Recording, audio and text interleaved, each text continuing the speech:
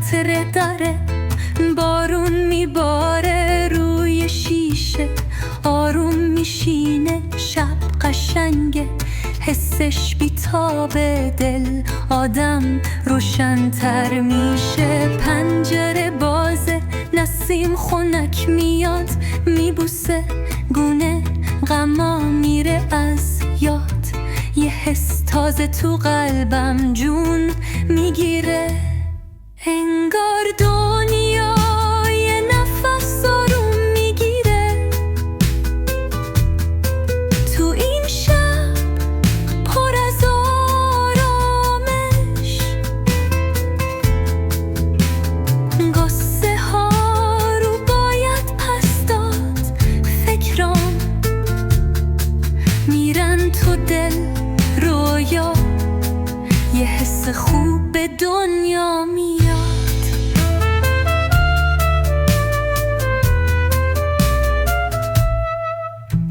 ستاره ها پشت ابرا پنهونن، اما ما هنوز داره میتابه مثل امید تو دل شبای تاریک. یه نوری هست که هرگز نمیخوابه، بوی خاک و نم بارون پیچیده تو هر کوچه پس کوچه.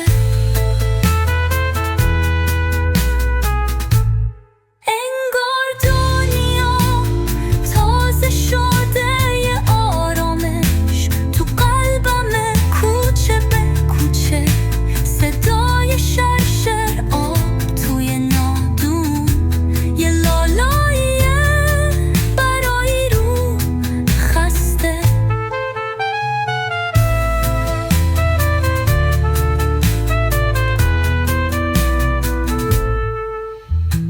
انگار طبیعت داره نجوا میکنه، رازهایی که قلبم بهش بسته. شب بارون چقدر دلگیر نیست، پر از نور و پر از امید، مثل خنده تو رویاییده.